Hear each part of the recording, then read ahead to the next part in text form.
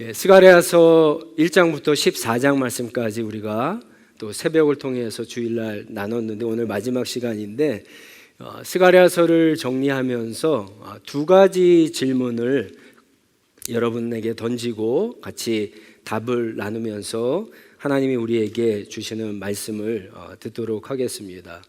첫 번째 질문은요, 스가랴서에서 우리가 본 것처럼 예루살렘 성전을 다시 짓는 그 일을 스가랴 선지자가 열심히 하라고 독려하고 있는데 왜 스가랴서에는 예수 그리스도에 대한 예언이 이렇게 많이 나올까 하는 겁니다. 도대체 이 두 가지가 무슨 관계가 있는가 생각해 봐야 되고요. 또 한 가지는 오늘 본문 말씀에 왜 하나님은 예수를 죽게 그냥 놓아두셨는가라고 하는 질문입니다. 첫 번째 질문에 대한 답은요, 지금 스가랴서가 얘기하는 것은 유다 백성들이 성전을 짓고 있지만 그게 진짜가 아니다라고 하는 거예요. 진짜는 눈에 보이는 성전이 아니라 눈에 보이지 않는 성전, 바로 그것은 예수 그리스도만 지을 수 있다라고 하는 것을 예언을 통해서 알려주시는 겁니다. 여러분, 스가랴 시대의 유대 백성들이 약간 하우링이 생긴 것 같은데, 스가랴 시대의 유다 백성들이 예루살렘 성전이 없어서 망했나요? 그들이 예배를 드리지 않아서 망했나요? 그들이 제사를 드리지 않아서 망했나요? 그들에게 율법이 없어서 망했나요? 그들이 하나님 앞에 열심히 기도하지 않아서 망했나요? 그렇지 않습니다. 그들은 다른 선지자들이 얘기하는 것처럼 수천 수만의 양을 제물로 드리면서 안식일마다 하나님 앞에 예배를 드렸어요. 그러나 실상은 그들은 눈에 보이는 예배를 드렸지만 눈에 보이지 않는 하나님은 온전히 믿지 않았습니다. 성전이라고 하는 것은 하나님을 만나는 장소죠. 그러니까 유대인들에게 있어서 성전은 신앙의 핵심이자 중심입니다.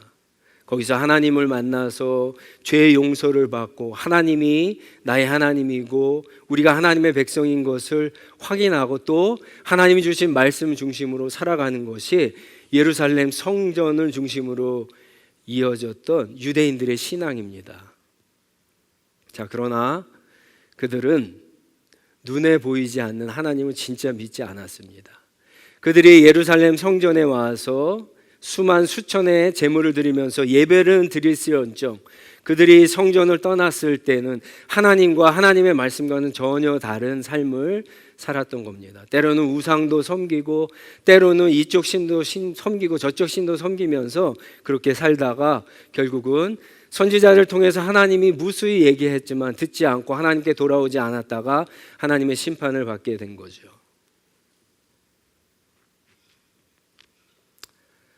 진짜 유대 백성들이 회복해야 될 것은, 지어야 될 것은 눈에 보이는 예루살렘 성전이 아니라 그들의 마음 중심에 하나님을 만나는 성전을 짓는 일입니다.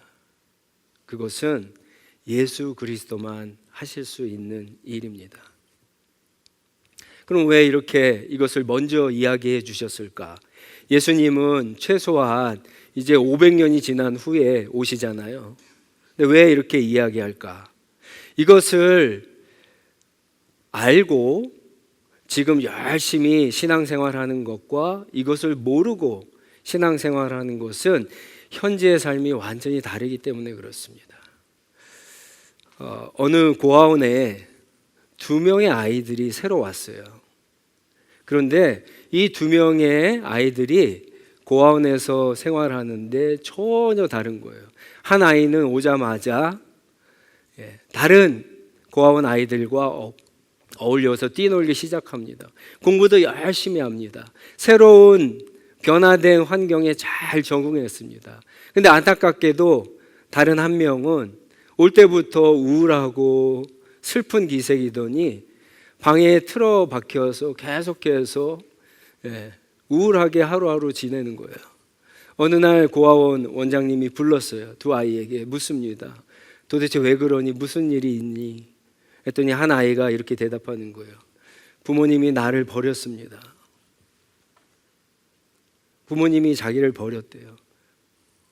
그래서 너무나 슬프고 우울하고 그것을 이길 수가 없어요. 방에 갇혀서 맨날 슬퍼하며 지내는 거예요. 근데 다른 아이는 다르게 대답합니다. 다른 아이는 엄마가 돈 벌면 온다고 했어요. 그러니까 엄마 오실 때 자기가 열심히 공부하고 지내면서 그 엄마를 기다리는 거예요. 여러분, 하나님이 우리에게 주신 약속, 예언의 말씀을 믿고 믿지 않느냐는 완전히 다른 겁니다.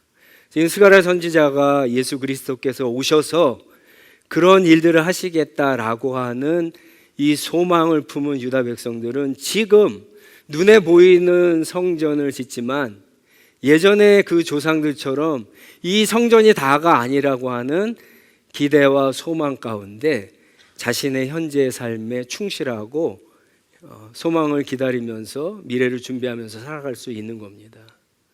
그렇기 때문에 성경에 있는 약속들도 마찬가지죠. 우리가 주신 이 하나님의 말씀, 이 약속들을 믿느냐 믿지 않느냐가 오늘 우리의 신앙의 삶을 완전히 다르게 판가름 하는 겁니다. 또 한 가지 질문에 대한 답은요, 왜 하나님이 예수 그리스도를 죽게 했는가 하는 질문입니다.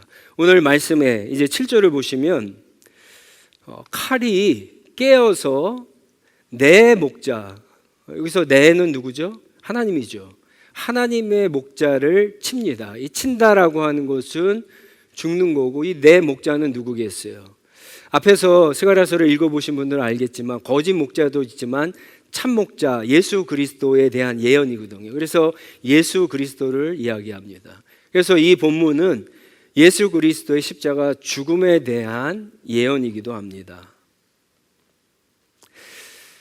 물론 하나님이 직접 목자를 죽이지는 않습니다. 예수 그리스도를 죽이지는 않습니다.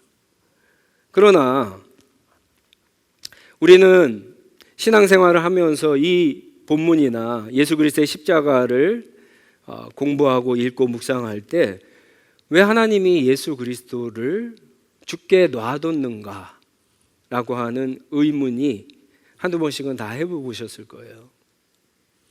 하나님이 능력이 없어서 그랬을까? 하나님이 모르셨을까? 하나님이 무관심했을까?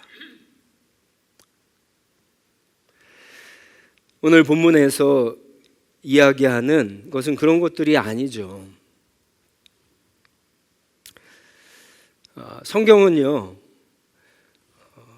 예수 그리스도를 죽게 한 것은 하나님의 성품과는 모순되기 때문에 그런 겁니다. 성경에 보시면 하나님은 인간을 너무너무 사랑하셨어요. 그래서 가장 마지막에 모든 피조물 가운데 인간을 지으셨는데 진짜 사랑하신 이유는 뭐냐면은 다른 피조물과는 다르게 하나님은 하나님의 모습으로 인간을 지으셨다, 이렇게 성경이 이야기합니다. 자, 그런데 어떤 일이 일어납니까? 그렇게 하나님의 사랑을 받아 창조된 인간, 그 인간을 대표하는 아담이 죄를 짓죠. 사랑하기 때문에 하나님이 그 죄를 용서해 주시는 것이 맞을까요? 맞지 않을까요? 우리는 보통 이렇게 생각합니다. 하나님이 너무나 사랑하시니까 아니 이 세상도 말로 다 창조하셨는데 말 한마디에 용서를 못 하실까? 그죠? 하실 수 있죠. 그런 능력이 있으시죠. 근데 그렇게 하지 않으세요. 왜 그럴까요? 여러분, 하나님이 이 세상을 창조하시고 인간을 창조하시고 인간에게 생육하고 번성하고 땅을 충만하라고 에덴 동산 하나님의 나라를 맡기셨을 때 다른 사람들 다른 피조물들, 천사들, 심지어 사탄도 그것을 다 지켜보고 있는 거예요. 근데 하나님께서 어떠한 분이십니까? 하나님은 사랑이 많기도 하지만 거룩하신 공의로우신 분이세요. 그냥 죄를 졌기 때문에 한마디 말로 그것을 능히 용서하실 수 있지만 하나님의 공의로우신 성품에 그것이 모순되기 때문에, 그것이 어긋나기 때문에 하나님 그렇게 하지 않으시죠. 공의로움도 지키시고 하나님이 인간을 사랑하시는 것도 지키시기 위해서 하나님은 당신의 아들을 우리에게 보내신 거죠. 그래서 우리의 죄를 대신해서 십자가에 죽게 하심으로 우리가 받아야 될 십자가의 형벌과 죽음을 대신 받게 하신 겁니다. 그래서 하나님께서 예수 그리스도가 죽게 그냥 놔두신 겁니다. 오늘 스가랴서의 예언에 보면은 이 결과 어떻게 됩니까? 양떼가 다 흩어집니다. 그리고는 3분의 2가 죽고요, 3분의 1이 살아남게 됩니다. 우리가 십자가를 생각해 볼 때 이 십자가는 하나님의 공의와 하나님의 사랑이 다 있지만 이게 실제적으로 우리의 삶 가운데 어떻게 나타나냐면 이 십자가를 받아들이지 않을 때 그런 사람들에게는 심판으로, 이 십자가에 달리신 예수 그리스도를 믿는 사람에게는 구원으로 그렇게 우리에게 드러나는 거죠. 이 십자가가 그런 의미가 있습니다. 근데 오늘 본문에 보면 그냥 이 사람들이 3분의 1이 그냥 살아남게 되는 게 아닙니다. 오늘 본문 9절을 보시면 하나님이 이 3분의 1에게 하시는 장면을 잘 보세요. 하나님께서 이들을 불 속에 집어넣어서 은을 단련하듯이, 금을 이렇게 단련하듯이 그렇게 만들어내셔서 결국 이 만들어낸 사람들로 하여금 하나님이 우리 하나님입니다 이렇게 고백하게 하시고, 그리고 그런 백성들을 보면서 내 백성이다 이렇게 하나님이 인정해 주시는 이 신앙의 회복, 관계의 회복, 이 구원의 놀라운 역사를 이루어 준다 이렇게 말씀하고 계십니다. 여러분, 구원이라고 하는 것은 그냥 단순히 십자가에 달리신 예수 그리스도를 바라보는 게 아닙니다. 백날 바라봐 보십시오. 무슨 일이 일어나나. 사실은 성경에서 그 십자가에 달리신 예수 그리스도를 바라본다는 이 말은요, 우리가 잘 아는 것대로 광야에서 이스라엘 백성들이 하나님을 거역했을 때 하나님께서 불뱀을 보내서 다 죽이시죠. 그때 모세가 살려달라고 이야기할 때 하나님이 놋뱀을 만들어서 이 장대 위에 달고 그것을 바라볼 때 구원을 얻게 하실 것이다 라고 얘기하셨는데, 이 바라본다는 그 단어는요 그냥 쳐다보는 게 아니라 하나의 액션이 들어간 행동입니다. 아무런 믿음이 없이 그냥 바라보면 될까요? 바라보면서 정말 하나님이 저것을 보면 우리를 구원해 주시겠다라고 하는 그런 마음과 액션이 들어갔을 때 바라봐야지 구원을 받는 거죠. 마찬가지로 십자가를 바라보는 것은 그냥 바라보는 게 아니에요. 십자가에서 달리신 예수님이 그 달리시기까지 어떤 모습으로 우리에게 보여주셨습니까? 예수님이 하나님의 뜻에 믿음으로 순종해서 그 믿음의 시련과 고난, 그 십자가를 지심으로 여러분 승리하시고 영광을 얻게 되신 거죠. 그래서 우리가 십자가를 이렇게 바라볼 때는 예수님이 그렇게 하신 것을 그대로 따라가는 사람들이 여러분 진정한 하나님과의 관계, 그 신앙이 회복되는 겁니다. 하나님은 그래서 우리에게 이 불과 같은 믿음의 시련과 고난을 허락하시는 거예요. 하나님이 능력이 없어서 그것을 막아주지 않는 게 아닙니다. 하나님이 우리의 그런 것들을 몰라서 그냥 침묵하시는 것이 아닙니다. 요한복음 3장 16절에 보시면 우리가 다 아는 말씀이죠. 하나님이 세상을 사랑해서 독생자를 보내셨는데 그 다음 17장에 보시면 하나님이 아들을 보내신 것이 이 세상을 심판하려고요? 아니요. 이 세상을 구원하시려고 하신 겁니다. 그래서 정말 하나님의 구원하신 이 은혜를 우리가 정말 누리기 위해서는 우리 앞에 놓여진 그 모든 것들을 예수 그리스도를 바라보면서 따라가는 것이 필요합니다. 그냥 십자가만 보는 것이 아니라 예수 그리스도를 따라갈 때 여러분 그런 신앙의 회복에 놀라운 역사들이 있는 겁니다. 예수님도 마태복음 10장과 누가복음 14장에 보시면 누구든지 자기 십자가를 지고 나를 따르라고 하셨어요. 내 십자가를, 예수님의 십자가를 질 수 있는 사람은 아무도 없습니다. 자기 십자가를 지고 나를 따르라고 하셨죠. 따르지 않는 자는 합당하지 않고 능히 내 제자가 되지 못한다라고 약속하셨어요. 십자가를 바라만 보지 마시고 자기 십자가를 지고 주님을 따르는 저와 여러분들이 되시기 바랍니다. 스가랴 선지자는 오늘 저와 여러분에게 예수를 따라가며 여러분 믿음의 시련과 연단을 통해 진짜 신앙을 우리 안에 회복하라고 말씀하고 있는 겁니다. 여러분, 우리 눈에 보면은 다 괜찮아 보이지 않습니까? 교회도 괜찮아 보이고 우리가 드리는 예배도 물론 부족한 부분이 있겠지만 괜찮죠. 오늘 우리 아이들도 다 자라서 고등학교 가고 대학교 가고 직장도 잡는 것 같고 괜찮아 보입니다. 우리의 일터도 그렇게 큰 어려움 없이 열심히 일하면 그래도 한 달 먹고 1년 살 수 있는 그런 괜찮은 직장 같아요. 괜찮은 비즈니스 같습니다. 다 괜찮아 보여요. 눈에 보이는 것들은. 그런데 스가랴서가 얘기하는 것은 그게 아니에요. 눈에 보이지 않는 곳에서 과연 저와 여러분들은 십자가를 바라보고 있는가? 예수 그리스도를 따라가고 있는가? 예수님을 만나고 있는가? 우리의 신앙이 진짜 회복되고 있는가?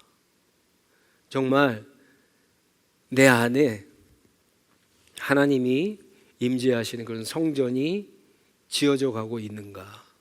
그것을 우리에게 질문하고 있는 겁니다. 여러분들은 어떻습니까?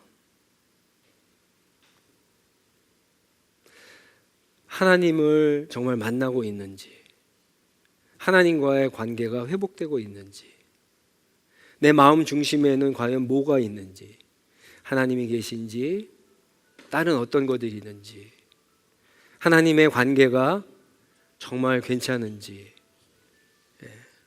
그리고 그 관계가 혹시 무너지진 않았는지, 회복되어 가고 있는지, 잘 지어가고 있는지, 여러분 한번 이 질문을 나에게 한번 해보시기 바랍니다.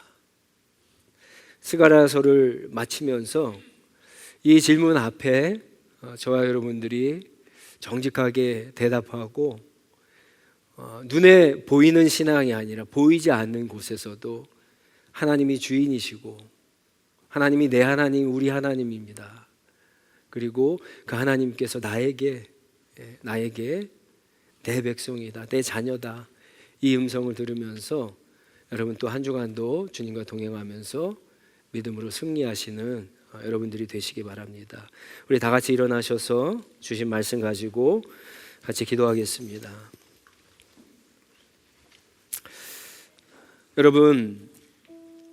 여러분들은 어떻습니까? 여러분 너무 눈에 보이는 거에만 급급하며 사시진 않습니까?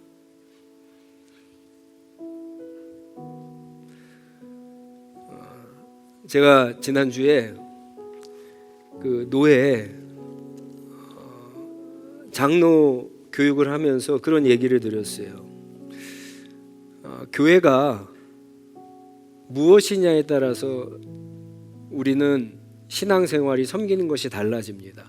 만약에 어떤 장로님이, 어떤 집사님이, 어떤 권사님이 교회가 이런 건물이라고 생각하면 그 사람은요, 이 건물을 치장하는데 모든 열심을 다할 거예요. 그렇죠? 그러나 교회가 하나님이 내 안에 임재하시는, 바로 그게 교회라고 한다면, 바로 우리 한 사람 한 사람이 그게 교회라고 한다면 사람에게 신경을 쓸 겁니다. 오늘 우리 아이들을 축복했죠. 아이들의 다른 스텝이 정말 하나님과 동행하기를 원하는데, 그러면서도 여러분 솔직히 우리 마음 가운데 이 아이들이 하나님의 은혜로 다 성공하고 출세하고 잘 되기를 바라는 마음이 불쑥불쑥 들어오진 않으세요? 정말 하나님만 의지하는 자녀들로 키워내고 싶으세요? 이런 두 마음이 우리 안에 있잖아요.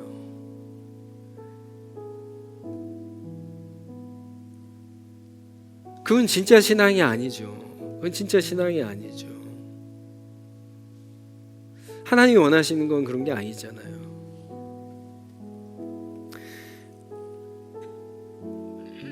그럼 교회가 뭔지 생각해 보시고, 눈에 보이는 것보다 보이지 않는 게 바로 거기에 하나님이 임재하신다는 것을 한번 생각해 보세요. 그러면 우리가 지금 신앙생활하고 있는 그런 모습들이 조금씩 다르게 보일 겁니다. 우리의 신앙생활이 더 하나님 보시기에 솔직하고 정직하고 믿음의 모습으로 하나님 앞에 나갈 수 있게 될 겁니다.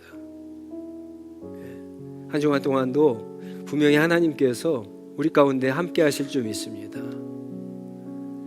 눈에 보이는 것만 보지 마시고 보이지 않는 곳에도 이미 우리 함께 하시고 일하시는 임재에 계시는 그 하나님을 믿음으로 보시고 주님과 동행하시기 바랍니다. 그런 은혜로 또 한 주간 동안도 넉넉히 이기고, 또 우리 주변에 우리 형제자매들 어려운 분들 돌아보면서 중보하고 같이 도와주고, 그래서 우리 모두가 또 다음 주일에 이렇게 모였을 때 기쁨으로 하나님 앞에 예배드릴 수 있게 해달라고, 진정한 신앙의 고백을 해낼 수 있는 우리 하늘시학교의 성도님이 되게 해달라고 한번 기도하며 나아가도록 하겠습니다. 기도하겠습니다.